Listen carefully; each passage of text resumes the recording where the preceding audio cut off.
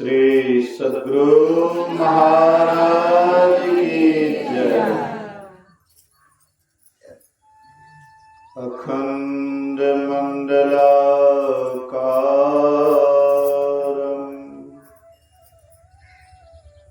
व्याप्तं येन चराचरं तत्पदं दर्शितं येन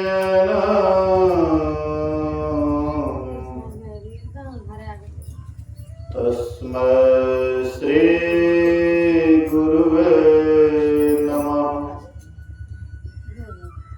धन्य धन्य सतगुरु सुखदा महिमा कहे ना जाए। जो कुछ कहा तुम्हारी कृपा मौतें कछो न वसाए। समवेत समादरणीय सज्जन वृंद, आदरणीय माताओं तथा भक्तिमती बहनों, एक दिवसीय संतम सत्संग का अपराह्नकालीन द्वितीय बैठक में हम आप उपस्थित हैं। पाठ के क्रम में गोस्वामी तुलसीदास रचित, जिसको गुरु महाराज जी सार सटीक के रूप में सार बात को संग्रह किए हैं, रामचरितमानस सार सटीक सप्तम सोपान उत्तर कांड से हम लोगों ने श्रवण किया। जीवन मुक्त ब्रह्म पर चरित सुनहि तजी ध्यान, जे हरि कथा न करहि रति तिनके हिय पाषाण।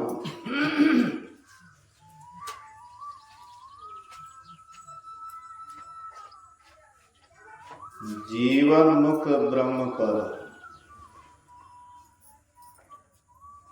जो जीते जी ब्रह्म पद को प्राप्त करते हैं,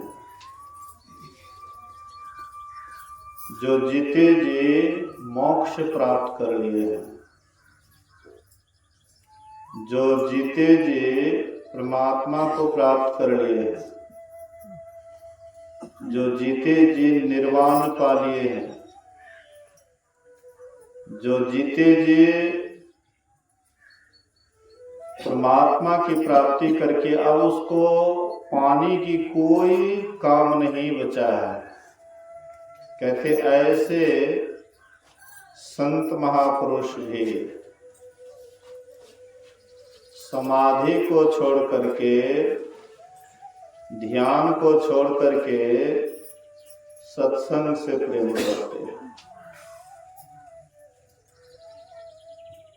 जीवन मुक्त महापुरुष कैसे होता है? जैसे पका हुआ नारियल, पका हुआ जो नारियल होता है उसका गुद्दा आप खोखला से आराम से निकाल सकते हैं, लेकिन जो कच्चा नारियल है उनसे निकालने में बहुत परेशानी होती है, छीलने में भी काफी परेशानी होती है, लेकिन पका हुआ लोग आराम से छीलते हैं। ऐसे ही जो महापुरुष होते हैं वे मनुष्य शरीर में रहते हुए मनुष्य शरीर से अलग रहते हैं। हम आपके जैसे वे भी मनुष्य शरीर में रहते हैं, लेकिन मनुष्य शरीर में उनको आसक्ति नहीं होती है। कर्म हम आप भी करते हैं, कर्म वे भी करते हैं, लेकिन उनका किया गया कर्म उनको बांधता नहीं है, और हम आप जो कर्म करते हैं हम आप उसी में बंधे चले जाते हैं। गुरु नानक देव ने कहा है, जहाँ जहाँ कर्म करे बहु तेरा, कहाँ कहाँ आप बंधायो। जहाँ जहाँ हम आप कर्म करते हैं वहाँ वहाँ बंधते चले जाते हैं, और इसी बंधन के कारण हम आप दुखी हो रहे हैं। जैसे कोई मवेशी है, उसको बंधा हुआ है, वह बंधा रहता है तो अपने को दुखी समझता है। ऐसे हम आप भी बंधे हुए हैं। आप कहिएगा कि माल मवेशी तो खुट्टा और रस्सी से बंधा हुआ है, लेकिन हम लोगों को तो खुट्टा रस्सी में बंधा, हम लोग नहीं बंधे हैं। माल मवेशी से ज्यादा हम लोग बंधे हुए हैं। माल मवेशी को खोल दीजिएगा तो सीधा उछल देगा खेत पथार हरा भरा खाने के लिए, लेकिन हम आप कहीं भी जाते हैं तो घूम करके जहां से लगा होता है वहीं पर आ जाते हैं। एक व्यक्ति एक गाय को ले जा रहा था। गुरुदेव ने शिष्यों से पूछा कि इसमें से बताओ मालिक कौन है और सेवक कौन है। तो शिष्यों ने कहा कि ये तो साफ झलकता है कि जो गाय को लेकर के जा रहा है वह मालिक है और गाय सेवक है, उसके पीछे पीछे जा रहा है। बोले कि देखो, अगर तुम्हें सही में देखना है कि कौन किसके पीछे पीछे जा रहा है, कौन मालिक है, तो जाकर के रस्सी खोल दो गाय का। पीछे से जा करके एक शिष्य गाय का रस्सी खोल दिया। तो गाय जब भागने लगी तो इसके पीछे पीछे गोपाल भी भागने लगा। बोले कि अब बताओ मालिक कौन है, सेवक कौन है। कहने का आशा है कि हम आप सबके सब बंधे हुए हैं। एक ही बंधन नहीं, कई बंधनों में जकड़े हुए हैं। राधा स्वामी साहब कहते हैं, बंधे तू गाढ़े बंधन आन, तुम गाढ़े बंधन में पड़ गए हो। पहला बंधन पड़ा देह का, दूसर तिरिया जान, तेसर बंधन पुत्र विचारो, चौथा नाती मान। नाती को कहे नाती होवे, तब कहो कौन ठिकान। चौलर पचलर सतलर रसरी, अब तो ये बहु विधिलियो बांध। कहते हैं कि एक ही बंधन नहीं, कई बंधनों से जकड़े हुए हैं। अब कितना हो कोशिश करते हैं तो छूट नहीं पा रहे हैं। तो बंधन सदा दुखदायी होता है, सुखदायी नहीं होता है। कोई भी बंधन हो वह दुखदायी होता है। लेकिन जो संत महापुरुष हुआ करते हैं वे निर्बंध होते हैं। जैसे हम आप देखते हैं जूना को, एक जूना है जिसको हम आप ले जाते हैं, बोझ बांधने का काम करते हैं, और दूसरा एक जूना और होता है जिसको आग में जला दीजिए, जूना को आग में जला दीजिए तो देखिएगा जलावन, वह जला हुआ जूना भी लगेगा यही जूना की तरह, जला हुआ थोड़ा काला हो जाएगा लेकिन आकार प्रकार जूना का ही लगता है। वह जला हुआ जूना से कहिएगा कि हम इससे कोई चीज बांध करके ले आएंगे, क्या संभव है? जूना जल गया तो उससे आप कुछ बांध नहीं सकते हैं। जो जूना जला हुआ नहीं उससे हम आप बांध सकते हैं, लेकिन जला हुआ जूना से नहीं बांध सकते हैं। इसी तरह से जो संत महापुरुष होते हैं, संत महात्मा होते हैं, वे भी जले हुए जूना के समान होता है। वह कोई भी बंधन में बंधते नहीं हैं, सब बंधन से ऊपर रहते हैं। हम आप ही के जैसे कर्म करते हैं, उठते हैं, बैठते हैं, खाते हैं, पीते हैं, घर परिवार का व्यवस्था करते हैं, संसार का सब काम करते हैं, लेकिन वे निर्बंध दशा में रहते हैं। भीतर से वे अपने आप को परमात्मा में जोड़ करके रखते हैं। और हम आप जो भी कर्म करते हैं तो धीरे धीरे उसी में बंधे चले जाते हैं। यहाँ पर गोस्वामी तुलसीदास जी महाराज कहते जीवन मुक्त ब्रह्म पर चरित सुनहि तजि ध्यान। मतलब जीते जी जो मोक्ष पा लिए हैं, जो जीते जी परमात्मा को प्राप्त कर लिए हैं, तो वे भी सत्संग सुनते हैं, सत्संग वचन को बड़ा प्रेम से सुनते हैं। गोस्वामी तुलसीदास कहते हैं कि जो सत्संग से प्रेम नहीं करते हैं उनका हृदय कैसा है? तो पत्थर के समान। जैसे पत्थर कठोर होता है वैसे ही वह व्यक्ति का हृदय होता है जो सत्संग से प्रेम नहीं करते। सत्संग से प्रेम करने का मतलब क्या है? हम लोग सत्संग में आ गए तो सत्संग से प्रेम हो गया। केवल सत्संग में आने से सत्संग से प्रेम नहीं होता है।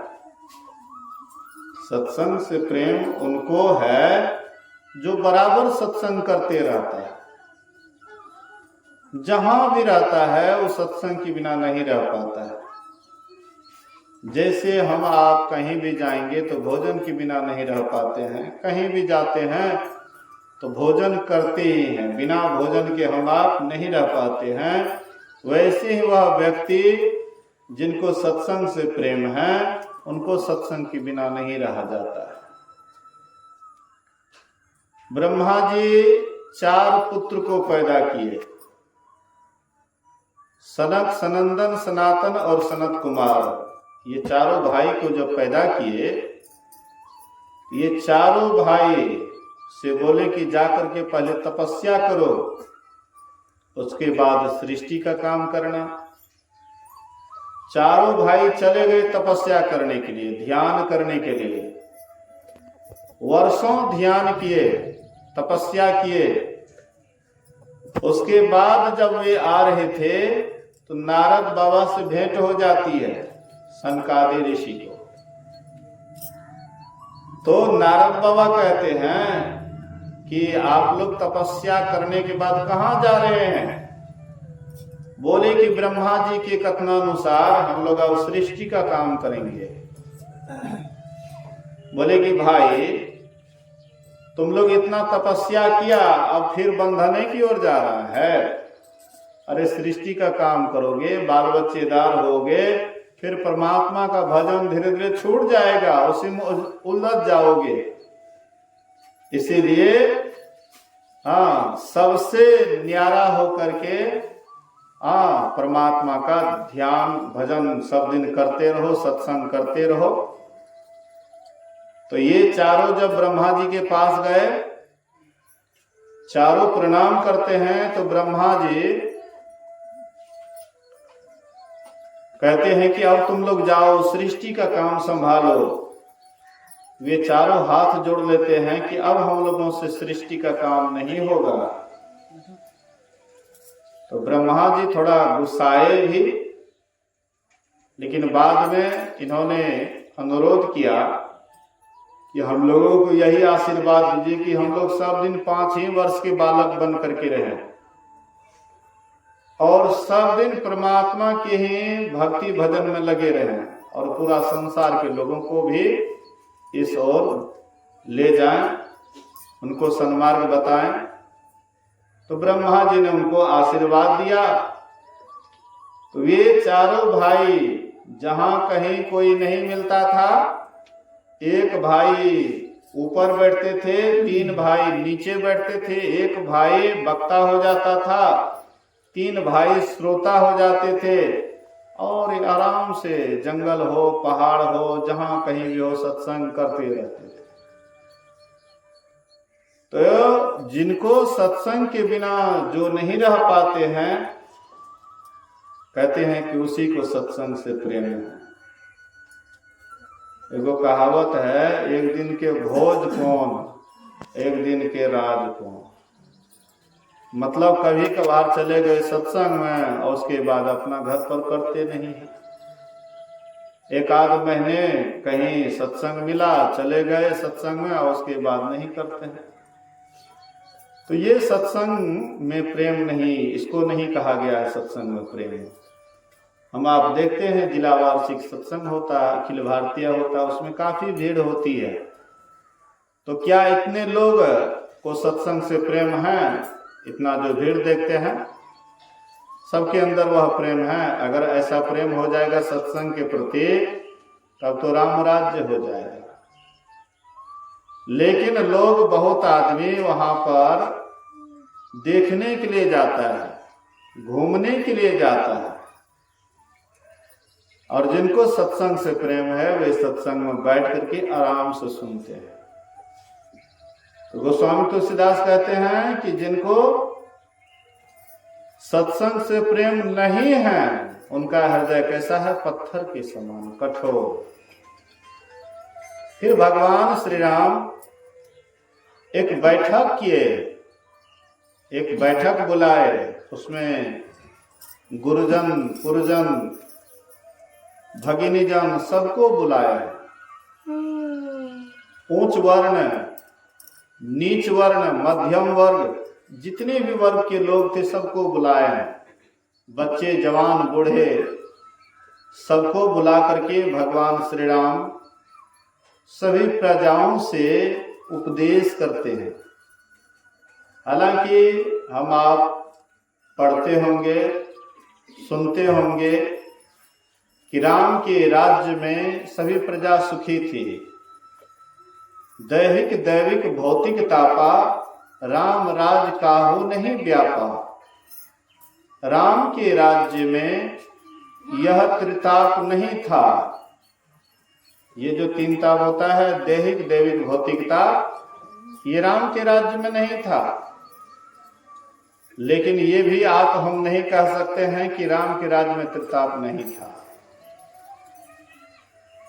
राम के राज्य में भी त्रिताप था, लेकिन सुख इतना था कि दुख बिला जाता था। वहां पर भी प्रजा को दुख होता था, लेकिन सुख अधिक होने के कारण दुख का पता नहीं लगता था। लेकिन ये त्रिताप राम के राज्य में भी था। एक सन्यासी जा रहे थे भूखे प्यासे, 2-3 दिन का भूखे प्यासे सन्यासी जा रहे थे भिक्षाटन करने के लिए। उधर से एक कुत्ता आता है और उसको भौंकने लग जाता है। तो सन्यासी को गुस्सा आया कि भाई 2-3 दिन से हम भूखे हैं, आइए हमको भौंक रहा है। तो वह सन्यासी के हाथ में छड़ी था, वह 1-2 छड़ी उसके माथे पर मार देता है। तो वह कुत्ता के सिर से खून बह रहा था। वह राम जी के राज्यसभा के बगल में खड़े थे और खून बह रहा था माथे से। तो राम भगवान कहते हैं कि देखो गेट पर कोई अतिथि आया है, कोई याचक आया है। तो लक्ष्मण आकर के देखे तो कोई लोग होता तब ना, कहते नहीं भगवान कोई नहीं है। भगवान राम फिर से भेजते, कहते देखो बढ़िया गौर से कोई भी है क्या? तो बोले कि हाँ एक कुत्ता है, उसके माथे से खून बह रहा है। बोले कि बुलाओ राज दरबार में।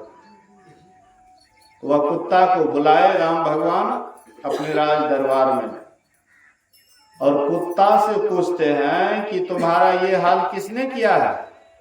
माथे से खून बह रहा है तो तुम्हारा हाल किसने किया है ऐसा? बोले कि देखिए एक सन्यासी महात्मा जा रहा था रास्ते से, तो मेरा तो स्वभाव है भौंकना। कुत्ता अगर नहीं भौंके तो कोई रोटी देगा उसको खाने के लिए? कोई उसको देख रेख नहीं करेगा, उसका भौंकना स्वभाव है। भौंकने पर ही मालिक खुश होता है कि भाई देखो ये हमारी रक्षा करते हैं, हमारा वफादार हैं, इसलिए उसको खाने पीने के लिए देते हैं, पालते पोसते हैं। तो मेरा तो स्वभाव है भौंकना, लेकिन वे हमारे सिर पर प्रहार कर दिए, देख लीजिए खून बह रहा है। तो लक्ष्मण को भेजे कि वह सन्यासी महात्मा को बुला करके लाओ जिसने इसको मारा है। वे सन्यासी महात्मा को बुला करके लाए राज दरबार में। तो कुत्ता से पूछते हैं कि कहो इसको क्या सजा दिया जाए, इनको कौन सा सजा दिया जाए, क्योंकि तुम्हारे माथे पर ये मारा है, तुम्हारे माथा से खून बह रहा है, इसलिए फैसला तुम्हारे हाथ में है, तुम ही सुनाओ इसको क्या सजा दिया जाए। बोले कि अगर आप इसको सजा देना चाहते हैं तो कालंजर मठ का मठाधीश बना दीजिए। कालंजर मठ का मठाधीश बना दीजिए। बोले कि ये कोई सजा है?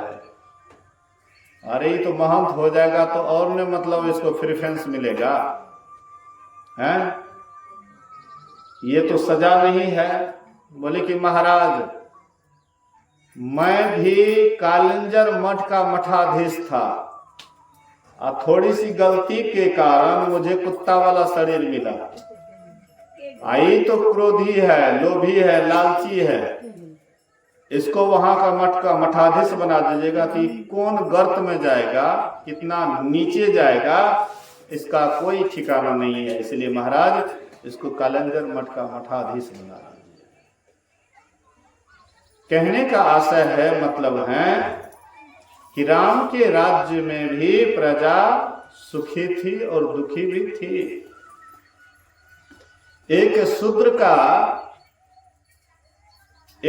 का बेटा ध्यान किया और एक ब्राह्मण का बेटा मर गया। तो वह ब्राह्मण आकर के भरी सभा में राम जी को क्या क्या नहीं कहे, गाली गलौज सब कुछ कर दिए। हाँ, और बहुत सारी बातें हैं कि राम के राज्य में भी लोग सुखी दुखी थे। अब मान लीजिए राम जी को मिलने वाला था राजगद्दी, अब मिल गया वनवास, तो ये क्या है, दुख नहीं हुआ है? सीता हरण मरण दशरथ के वन में विपत पड़ी, अकरम गति टारे नाही टरे, तो ये क्या दुख नहीं हुआ है? राम जी को ही वनवास जाना पड़ा, और राम जी की प्यारी पत्नी सीता का भी अपहरण हो गया, और महाराज दशरथ भी अपना प्राण त्याग दिए, तो ये सब दुख नहीं है। मतलब कहने का आशय है कि राम के राज्य में भी दुख था, दैहिक दैविक भौतिक दुख था, पर सुख इतना था कि दुख बिला जाता था। हाँ, तो इसीलिए यहाँ पर कहते हैं दैहिक दैविक भौतिक तापा, राम राज काहू नहीं व्यापा। लेकिन इतनी सुखी होने पर भी, उनकी प्रजा इतनी सुखी थी, फिर भी भगवान श्री राम ने क्यों प्रजाओं को बुलाए हैं? अभी हम लोग यहाँ सत्संग में बैठे हैं, बोलिए श्री सद्गुरु। मैं देखता हूँ कि कोई इधर घूमता है, कोई उधर घूमता है, कोई गपशप करने लग जाता है, कोई कुछ से कुछ, मतलब सत्संग में आए तो हैं लेकिन मन हम आपका सत्संग में नहीं लगा हुआ है। थोड़ी देर बैठते हैं, सत्संग के प्रति लगाव है, आ जाते हैं, आने के बाद लेकिन मन स्थिर नहीं रहता है, मन इधर उधर करते रहता है, चुकुर भुकुर करते रहते हैं, और दूसरे को भी इससे बाधा होती है। कोई सत्संग सुनना चाहते हैं और उसको आप ऐसे उनके तरफ घूम करके या चाहते उससे गप करने के लिए, ये ठीक नहीं है। बराबर सत्संग में आते हैं, फिर भी इतना भी नहीं अगर रखिएगा शिष्टाचार तो कैसे होगा। सत्संग में आना ही बड़ी बात नहीं है, सत्संग सुनना भी बड़ी बात है। तो भगवान राम की प्रजा सुखी थी, लेकिन फिर भी सबको बुलाए। हम आप भी अपने से कमाते हैं, खाते हैं, हाँ, लेकिन फिर भी सत्संग में आए हैं। क्यों? जो गरीब है वो भी सत्संग में जाता है, कुछ धनी लोग भी सत्संग में जाता है। वैसे तो कम जाता है धनी लोग, लेकिन धनी लोग भी सत्संग में जाता है। अगर उनको सुख है, उनके पास में धन है, सब कुछ है, फिर भी सत्संग में क्यों जाता है? इसलिए संत महापुरुष कहते हैं कि कोई न कोई दुख उनको भी है, कोई न कोई तकलीफ उनको भी है। बड़े बड़े मारवाड़ी को देखिएगा, वो भी सत्संग करते हैं। एक बार मैं पटना में एक मारवाड़ी के यहाँ गया था, तो वे मतलब जो है एक एक बच्चा से, बूढ़े से जवान तक, बच्चा तक, सबसे दान करवाते थे। ले तो हो दान कर, ले तो हो दान कर, सब महात्मा को, हाँ, सबसे दान करवाते थे। और सत्संग के प्रति बड़ा प्रेम, बड़ा लगाव। तो धनी होने पर भी सत्संग से प्रेम क्यों है? राम जी के पास में सभी प्रजा सुखी थी, सबके पास में पर्याप्त मात्रा में धन दौलत था, लेकिन फिर भी राम जी क्यों सभा किए, क्यों सत्संग का आयोजन किए, क्यों सबको बुलाए? तो भगवान श्री राम ने सोचा कि हमारी प्रजा यहाँ पर सुखी है, लेकिन यहाँ सदा नहीं रहेगी। हम आप भी यहाँ पर जो हैं अभी, तो हम लोग यहाँ सब दिन नहीं रहेंगे। इस पृथ्वी पर जिस घर परिवार में जन्म लिए हैं उसमें सब दिन रहेंगे, एक दिन यहाँ से जाना पड़ेगा। तो भगवान श्री राम ने यही सोचा कि हमारी प्रजा यहाँ पर सुखी है, लेकिन यहाँ से जाने के बाद भी हमारी प्रजा दुखी ना हो, वहां पर भी जाने के बाद सुखी रहे। इसलिए भगवान श्री राम ने सबको बुलाया, और सबको बुला करके भगवान श्री राम उपदेश करते हैं कि हे मेरी प्रजाओं, हम आपको जो मनुष्य का शरीर मिला है, ये बड़ा भाग्य से मिला है। ये इतना अनमोल शरीर है कि शरीर के लिए देवी देवता भी तरसते हैं, लेकिन उनको ये शरीर नहीं मिलता है। महर्षि शाही स्वामी जी महाराज कहते हैं, तरसते हैं जिसके लिए देवता, इसकी महिमा है कैसी तू ही अब बता। हाय ऐसा अमोलक रतन खो दिया, और सोच रे मन इसे पा भला क्या किया। प्रभु ने मानुष जन्म तुमको कैसा दिया, और सोच रे मन इसे पा भला क्या किया। कहते हैं कि ये मनुष्य शरीर को पा करके तुमने क्या किया, कौन काम किए? तो कहेंगे कि हम लोग धन जमा किए, घर बनाए, बाल बच्चा का लालन पालन किए, पढ़ाए लिखाए, उसको योग्य बनाए। तो क्या इतना ही काम के लिए हम आपको मनुष्य शरीर मिला है? अगर इतना ही काम के लिए अगर सोचते हैं मनुष्य शरीर मिला है, इतना काम तो और भी योनि में और भी जीव जंतु करते हैं। आहार निद्रा भय मैथुनं च सामान्य मेतत् पशुभिः नराणाम ज्ञानम नराणाम अधिकम विशेषो ज्ञाने निहिना पशुभिः समाना। जैसे हम आप भोजन करते हैं, वैसे पशु पक्षी भी भोजन करता है। भले ही अंतर थोड़ा है, हम लोग अन्न खाते हैं, अन्न का बचा हुआ लार पुआर पशु पक्षी खाता है। तो आहार निद्रा, जैसे हम आप रात में सोते हैं, वैसे पशु पक्षी भी रात में सोते हैं। जैसे हम आपको अपने प्राण का डर है, पशु पक्षी को भी प्राण का डर है। जैसे हम आप संतान उत्पन्न करते हैं, वैसे पशु पक्षी भी संतान उत्पन्न करता है। अगर चार ही काम में हम आपका जीवन बीत रहा है तो पशु से कोई विशेष नहीं।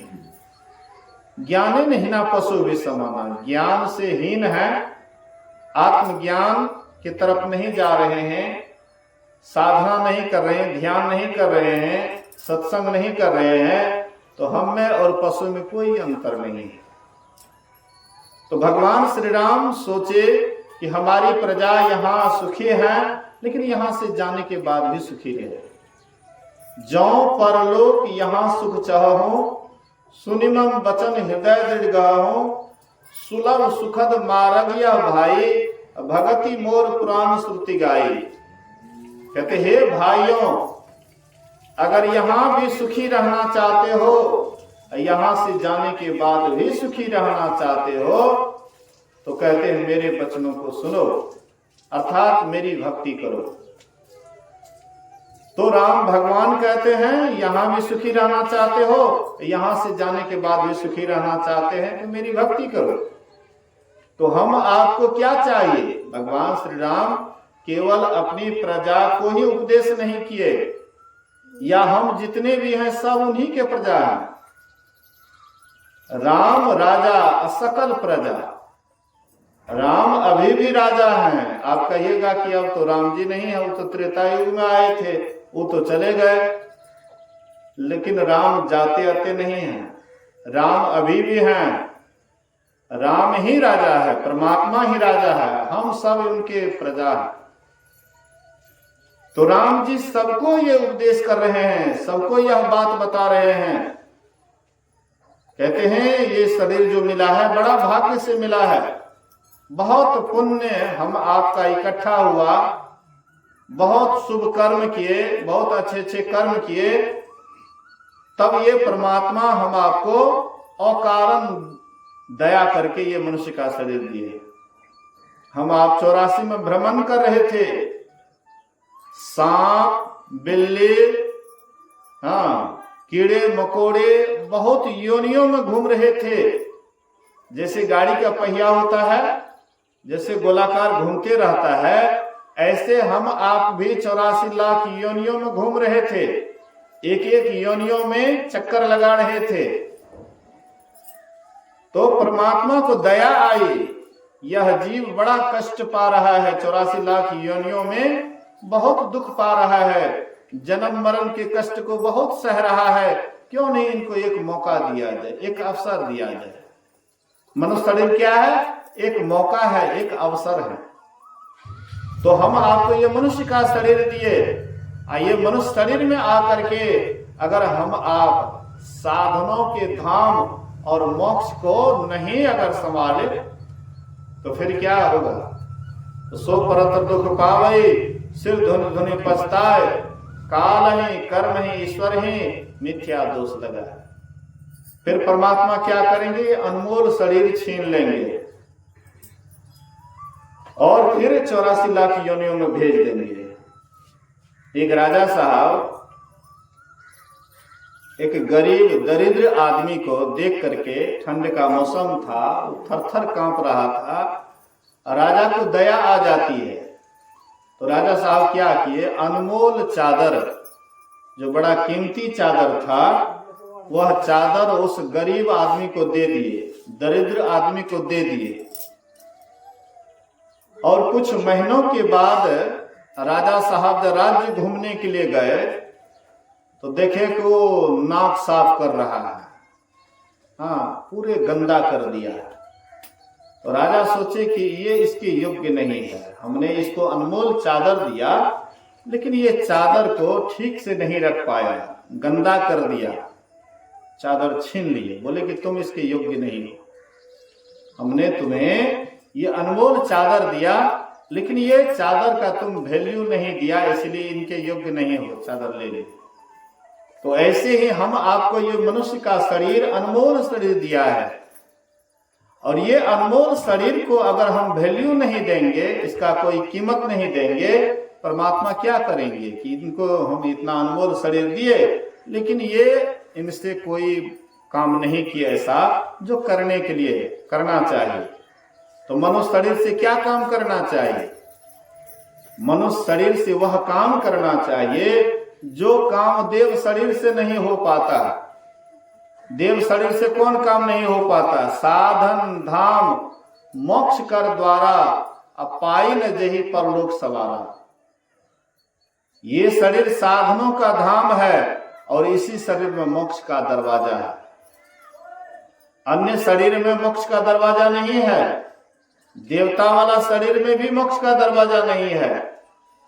उनके शरीर में भी 9 ही दरवाजा है। जैसे हम आपके पास में 9 दरवाजा है, देवी देवता के शरीर में भी 9 ही दरवाजा है। लेकिन हम आपको 10वीं दरवाजा की भी व्यवस्था किए हुए हैं। लेकिन अफसोस है कि वह 10वीं दरवाजा गुप्त है और ये सब दरवाजा खुला है और बंद है। तो वह दरवाजा खोलने में मेहनत लगता है। जो दरवाजा बंद रहता है, वर्षों से बंद है, उसको खोलने में बड़ा परिश्रम लगता है, बहुत मेहनत लगता है। और जो खुला ही है तो उसके लिए तो कहना क्या है। तो ये 10वां दरवाजा वर्षों से बंद है, जन्मों जन्मों से बंद है, इसलिए इसको खोलना कोई आसान काम नहीं है। हाँ, कोई लगन के साथ अगर साधना करते हैं, ध्यान करते हैं, लगातार करते रहते हैं, तब उसका ये 10वां दरवाजा खुलता है। इसलिए यह शरीर साधनों का धाम और मोक्ष का इसी में रास्ता है।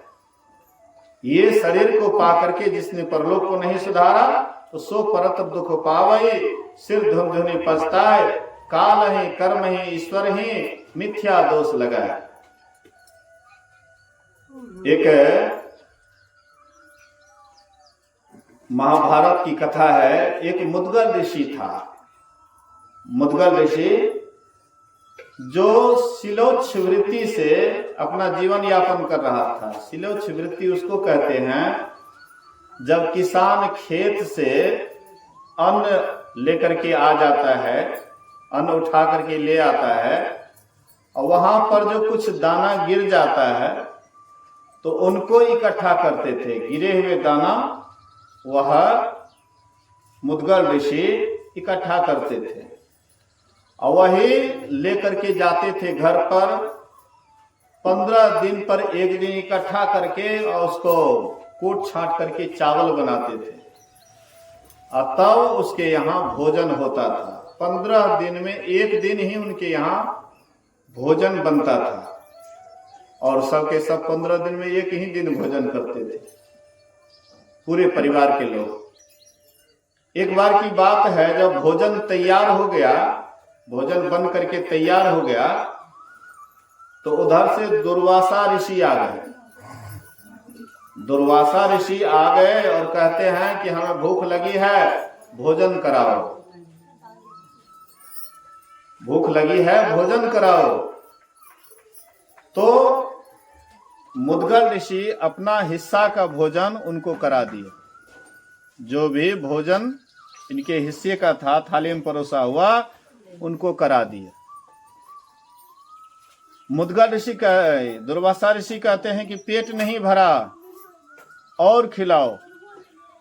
उनकी पत्नी जो अपने हिस्सा में भोजन रखी थी वो भी दे दिए। बोले कि अभी भी कसर है। तो उसका बेटा था, वो भी अपना हिस्सा भोजन दे दिए। बोले कि अभी भी और थोड़ा कसर है। उनकी पुत्रवधू भी अपना हिस्सा भोजन दे दिए। सब भोजन जब वे खा गए तो दुर्वासा ऋषि कहते हैं अब पेट भरा। तो खा पी करके वे चले गए। फिर दूसरी बार 15 दिन के बाद फिर उनके यहाँ भोजन बन करके तैयार होता है। फिर उधर से दुर्वासा ऋषि आ गए और कहते हैं कि भोजन कराओ। तो जो भी भोजन बना हुआ था सबके सब भोजन चट कर गए। 1 बार, 2 बार, 3 बार, 4 बार, 5 बार, 6 बार, इस तरह से 6 बार किए। यानी 3 महीने तक लगातार जब भी भोजन उनके यहाँ बनता था, दुर्वासा ऋषि आकर के सब भोजन खत्म कर देते थे। लेकिन फिर भी चेहरे पर उदासी नहीं थी, बड़े खुश थे, बड़े प्रसन्न थे। बोलिए श्री सद्गुरु। फिर भी वे बड़े खुश थे, प्रसन्न थे। दुर्वासा ऋषि बड़े खुश हुए,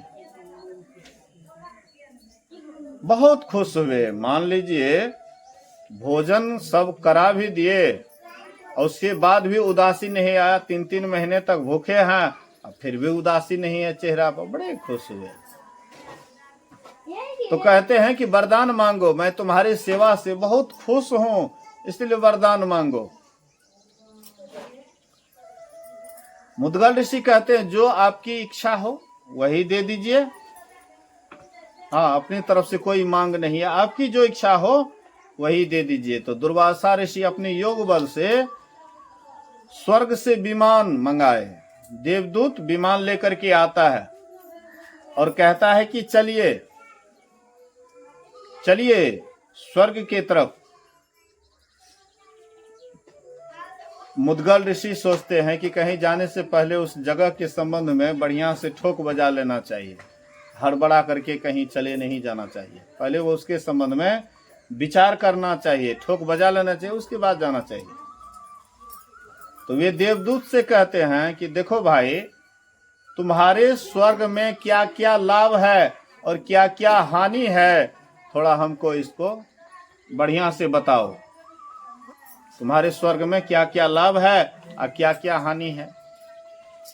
बोले महाराज, अगर आप लाभ के संबंध में सुनना चाहते हैं तो सुन लीजिए।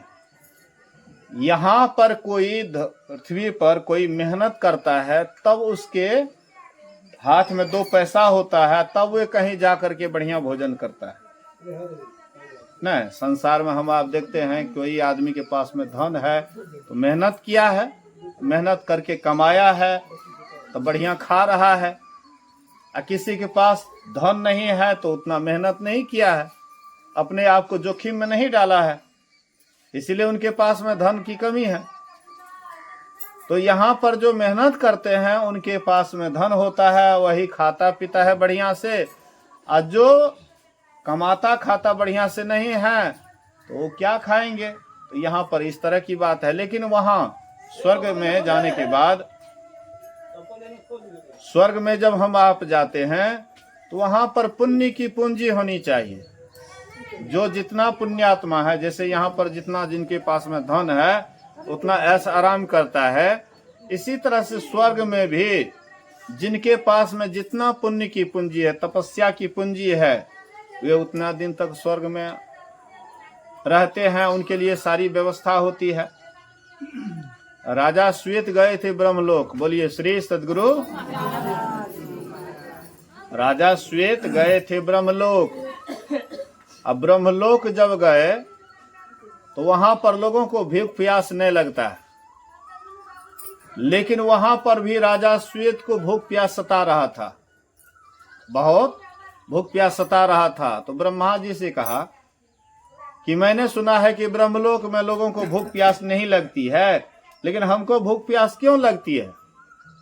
ब्रह्मा जी ने कहा कि तुमने अन्नदान नहीं किया, अन्नदान हाँ तुमने नहीं किया है, इसलिए भूख प्यास सता रहा है।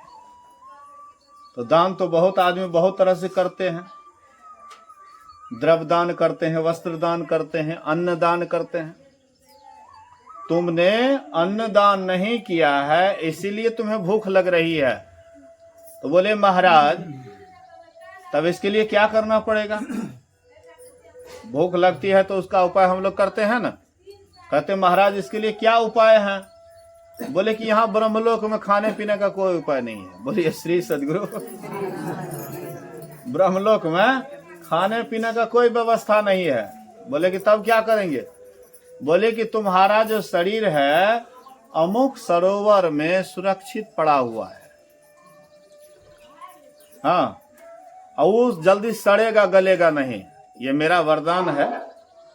ये जो तुम्हारा शरीर है वो जल्दी सड़ेगा गलेगा नहीं, तुम्हारा शरीर सब दिन ठीक रहेगा। और तुम जाओगे पृथ्वी पर उस सरोवर में और अपने ही शरीर का मांस खा करके भूख मिटा करके फिर ब्रह्मलोक आ जाओगे। तुमको मैं विमान दे रहा, एक उसको विमान दे दिए और बोले कि तुम्हारे लिए यहाँ पर व्यवस्था नहीं है, लेकिन पृथ्वी लोक में जाओगे तुम्हारा अपने शरीर का अपने मांस खा करके फिर लौट आओगे। बोले महाराज यह भोग कब तक भोगना पड़ेगा, यह भोग कब तक भोग करना पड़ेगा? बोले कि जब तक अगस्त ऋषि का दर्शन नहीं हो जाए। हाँ, जब अगस्त ऋषि का दर्शन हो जाएगा, उनकी तुम्हारे ऊपर कृपा हो जाएगी, उनका आशीर्वाद हो जाएगा, तब इस भोग से तुम मुक्त हो जाओगे, तब तुमको ये भोग भोगना नहीं पड़ेगा। तो बराबर आते थे राजा श्वेत, हाँ, विमान से, स्वर्ग से विमान से उतरते थे उस सरोवर में, अपने ही शरीर का मांस खा करके अब फिर पानी उनी पी करके चले जाते थे ब्रह्मलोक। तो बराबर वे आते थे।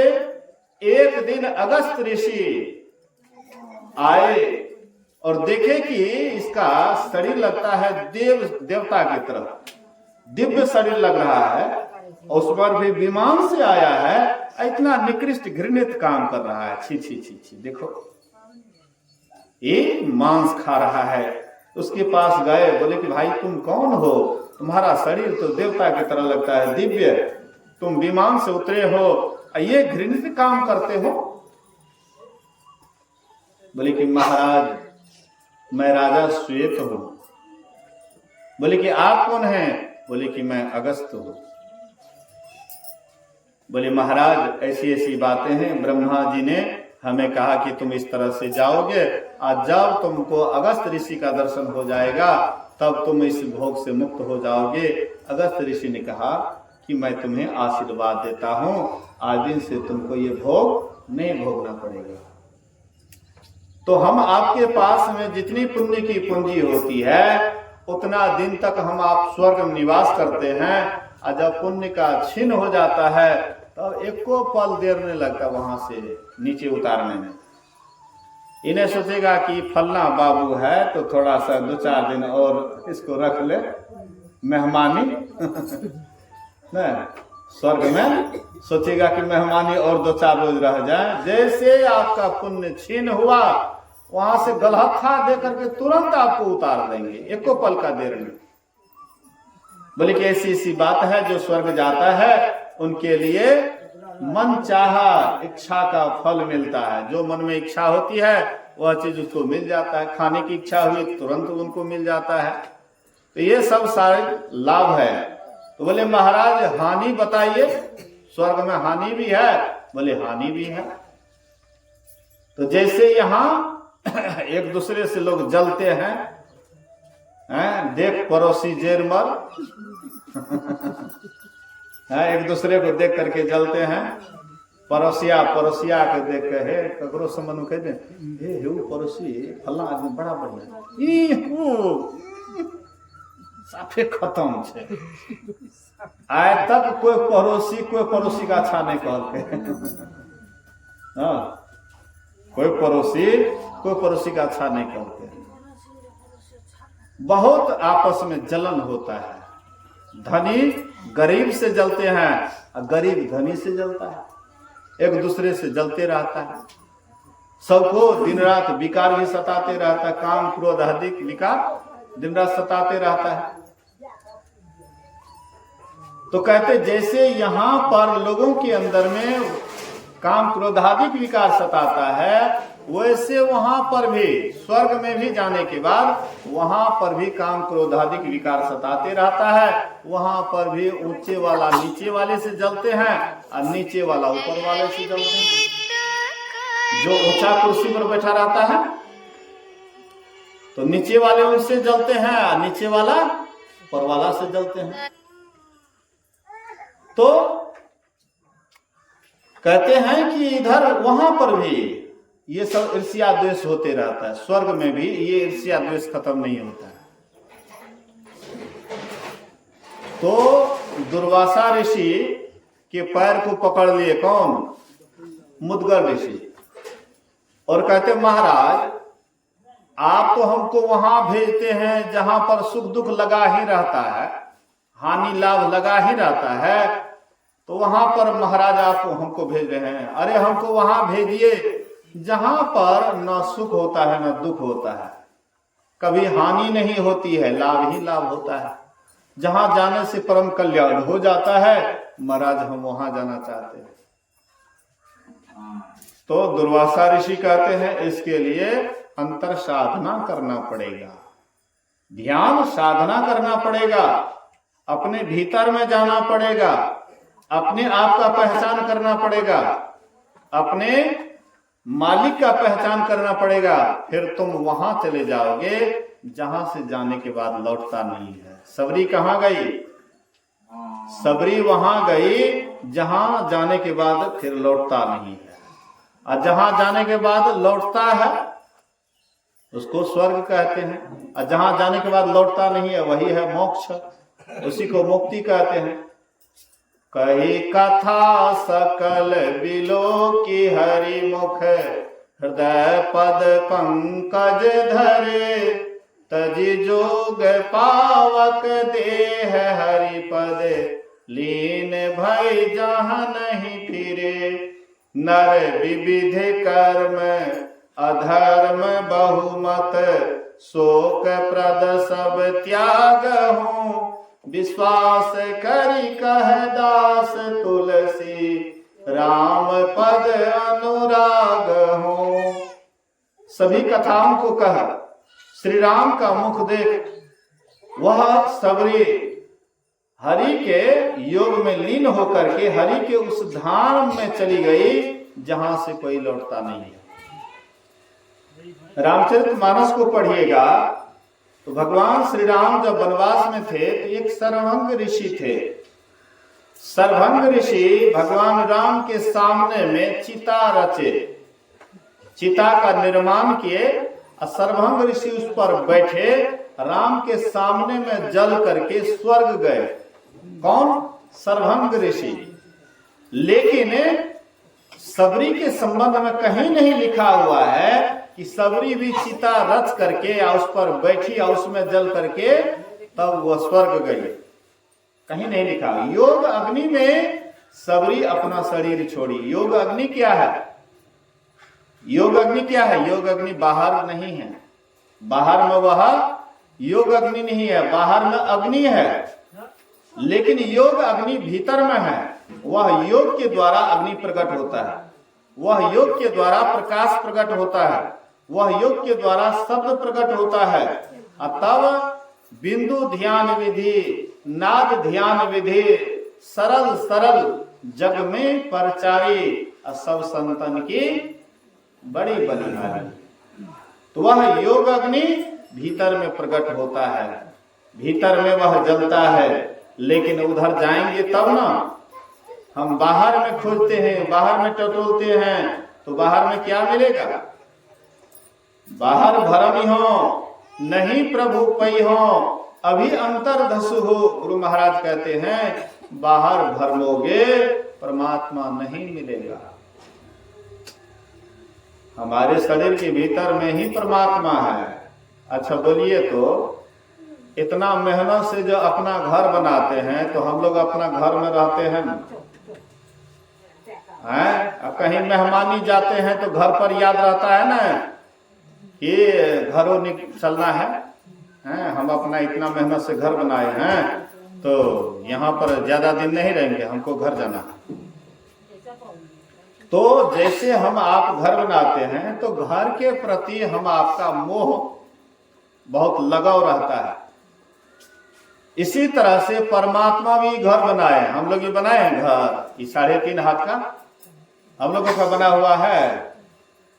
अगर ये बनाए हैं तो बताइए तो कहाँ कहाँ से मसाला लाए हैं?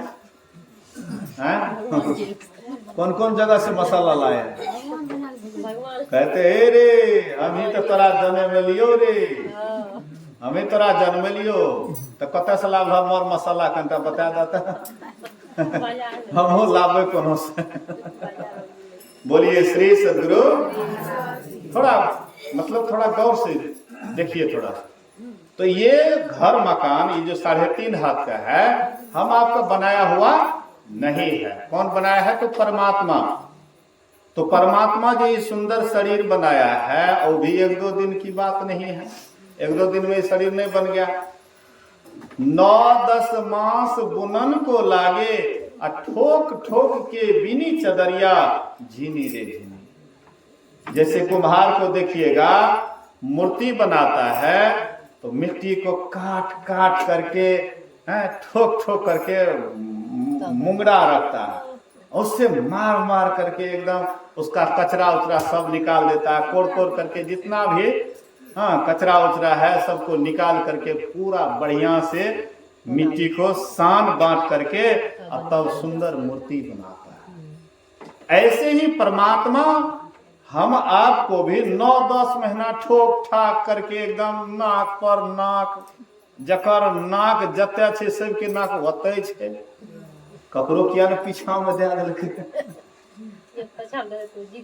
ऐ देश के लोग हुआ, भारत के देश के लोग हुआ कि इंग्लैंड अमेरिका के हुआ, ककरो एहन छै कि भारत के लोग में अगाड़ी नाक छै तो ककरो पिछाड़ी में दे देलकै।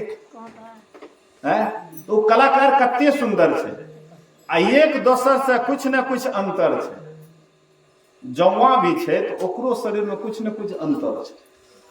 तो परमात्मा कते बढ़िया कलाकार छै, इतने सुंदर कलाकार, इतने बढ़िया इस शरीर के 9-10 महीना कते मेहनत से ठोक ठाक के सुंदर शरीर बना के जहना बाहर करलकै तो एलह गचलहर है हम करबै भक्ति, आब किया न करे छो, कहाँ कहाँ कहाँ। माय दाय कहलक कि से हे देखल हे बच्चा देखा न देखा न देखा न की कहे छै, देखा केना कानै छै। आ नहीं कानल न बच्चा चुट्टियो काटे छै बच्चा। हे बच्चा नहीं काने छै नहीं बोले छै चुट्टियो काटे छै, बस बच्चा रोने लग जाता है। ठकबो करे छै। हाँ तोरा के बेसी अनुभव छै, जे वही लाइन में रहे छै तो ओकरा बेसी अनुभव छै ना। हमरा आर के कौन छै सुने सुनाई बात सुना दे छै। बोलिए श्री सदगुरु। तो कहे कि ई मतलब छै, कहे कि ई मतलब छै कि परमात्मा इतनी मेहनत से जी शरीर के बनेलकै तो परमात्मा का इस शरीर से बहुत लगाव। जहिना इस शरीर के बनेलकै वहिना इस शरीर में रहे लागले। जहिना हमरा घर के बनबै छियै तो घर में रहे लागे छियै। बोलिए श्री सदगुरु। तो हमार ई कहे के मतलब छै कि परमात्मा इतने सुंदर ढंग से शरीर के बनेलकै, 9-10 महीना बनवे में लागले, इतने सुंदर शरीर के बनेलकै, मंदिर के बनेलकै। आ परमात्मा का ए मंदिर में नहीं खोज के कते जाय छियै दशहरा मेला में ले गोसाई डूबो न करे छै, तखनिए एना के जाइ छियै देखबै ले दिया सूरज के आगा में दीप दिखावे छी। कहे के मतलब, कहने का मतलब ये है, मेरा आशय है कि परमात्मा ये सुंदर शरीर बनाया है तो इसी शरीर में रहने लगे परमात्मा। हम आप क्या करते हैं तो वह परमात्मा को बाहर ढूंढते हैं, पानी में खोजते हैं, पत्थर में खोजते हैं, देवालय में खोजते हैं, शिवालय में खोजते हैं, कहां कहां नहीं दौड़ लगाते हैं। लेकिन अंत में जिस दिन हम आपको सदगुरु मिलता है और सदगुरु कहते बाहर क्यों भटकते हो, अपने अंदर चलो। बाहर भरम ही हो। गुरु महाराज क्या कहते हैं, ध्यान से सुनिए, थोड़ी देर ध्यान से सुनिए, उसके बाद मैं वचन में विराम दे दूंगा, थोड़ी देर ध्यान से सुनिए। गुरु महाराज क्या कहते हैं, बाहर भरम ही हो और नहीं प्रभु पई हो।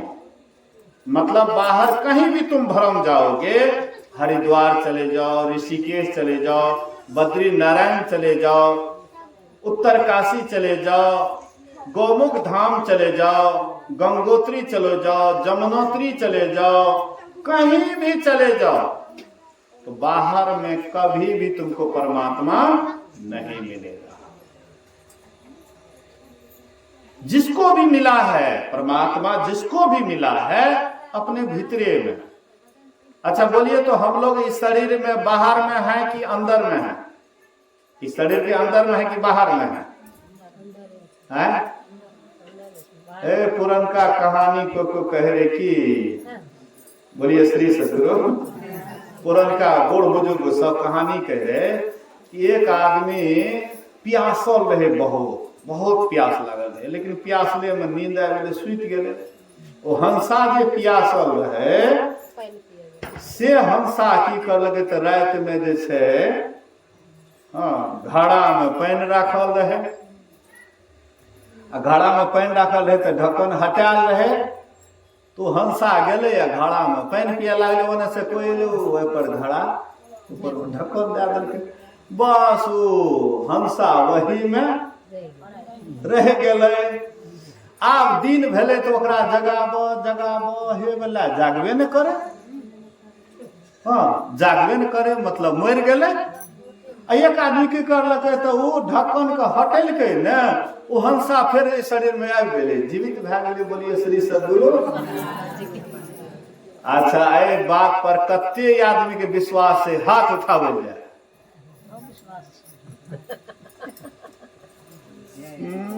खत्म। बोलिए श्री सदगुरु। किया कहलिए हम खत्म? ये हंसा निकलते तो श्वास बंद,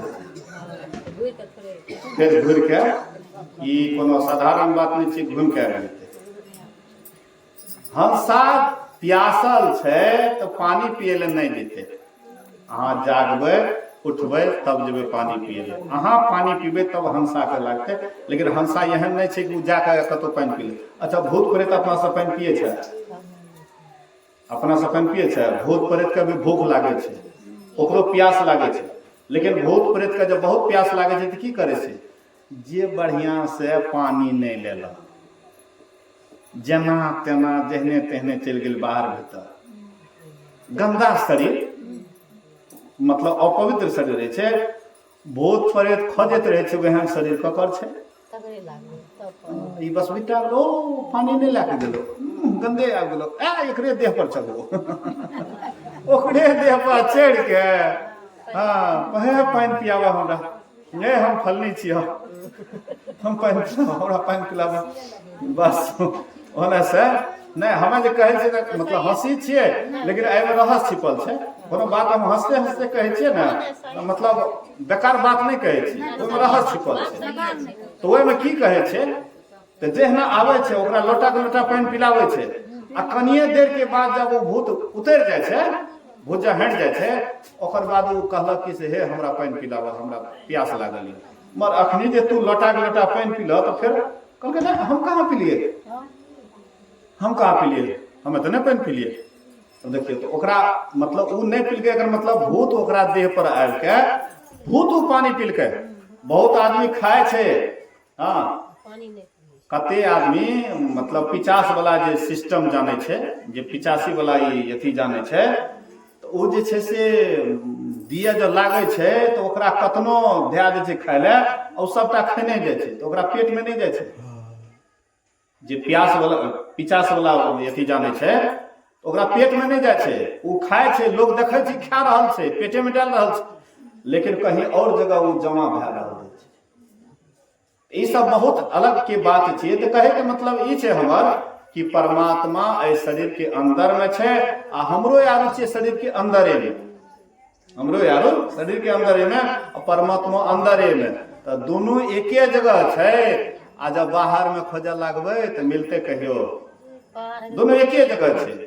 जते जीव छे ओते पीव छे, जते ई आत्मा छे ओते परमात्मा छे, दोनों एके जगह छे। अंदर में नहीं खोजे छिए, आ जाए छी बाहर में ढूंढे ले, कहियो मिलता है? आज तक ककरो मिलले या? जकरा भी मिलले तो अपने अंदर में मिलले, आ मिलते केना के? ध्यान करबे तो। गुरु महाराज जी ध्यान करे के लिए सब क्या बतलके या? ध्यानाभ्यास करो सब सभी, अचातक दृष्टि बनाई हो, लखत लखत छवि बिंदु प्रभु की, ज्योति मंडल धसी ढाई हो। तो गुरु महाराज कहे छे ध्यान करब तो अपना भीतर में बढ़िया से लगन के साथ ध्यान करब, अपनो पहचान हेता आ परमात्मा का पहचान हेता। आ जे दिना एकरा पहचान लेब तो कहियो अनचिन नहीं हेता। आय हम तोरा चिन्हे छियो, आ 10-20 साल भए जेतै तकर बाद एबै तो नहीं चिन्ह सकबै। तोरो शरीर उम्र बेसी भए जेतै, हमरो भए जेतै, बहुत दिन से नहीं देखलो आदमी, बहुत आदमी के देखे छियै जकरा बहुत दिन से नहीं देखलिए, देखियो कि नहीं पहचान सकै छै। हमर तोहर जे छै से मतलब कभी भेंट भेलै आ बहुत दिन से नहीं भेंट भेलै तो नहीं पहचान सकै छियै। लेकिन परमात्मा से एक बेर अगर एहि जीव के भेंट भए गेलै, कहियो नहीं एकरा मतलब पहचान अथी होइ छै, खत्म होइ छै।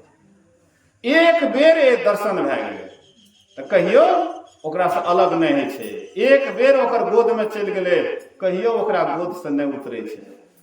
एने तो माय के गोद में जाइ छियै आ फेर उतरै छियै, फेर जाइ छियै फेर उतरै छियै, है। लेकिन परमात्मा के गोद में एक बेर चलि जाइ छियै, कहियो नहीं उतरै छै। तो वही परमात्मा के गोद में सबके जाना चाहिए आ सबको ओकर बच्चा छियै। परमात्मा के सब ओकर बच्चा छियै, तो वे परमात्मा के गोद में जाए के लिए ही ध्यान छै। बिंदु ध्यान नाद ध्यान सबको कैल जाए, त्रिकाल संध्या कैल जाए, ध्यान बढ़िया से लगन से जे जते बढ़िया से करते ओते जल्दी परमात्मा का प्राप्त कै लेते। आ जे ढिलियते आय ने पहुंचब काय हैं, तो वह है ना वो जते जते ओकरा कते जन्म लग जेते एकर कोई ठेकान नहीं छे। लेकिन जे लगन के साथ रास्ता तय करते तो जल्दी निश्चित रूप से पहुंच जेते। एहि खातिर एकरे सुनने समझे के लिए ई सत्संग के आयोजन कैल गेलै है। तो माता जी के हाँ ई पुण्यतिथि, तीसरा पुण्यतिथि भेलै ने, दूसरा तीसरा भेलै, श्राद्ध क्रिया ला के तीसरा भेलै। तो ई तेसर माता जी के हाँ पुण्यतिथि छियै। तो माता जी के नाम पर सब कोई बेसी देर न, हाँ बेसी देर न, एक आध मिनट सब कोई आंख बंद कए के सब ओर से ख्याल के मोड़ के आ एक बेर सब कोई गुरु महाराज जी के ध्यान कैल जाए। बोलिए प्रेम से श्री सद्गुरु महाराज की जय।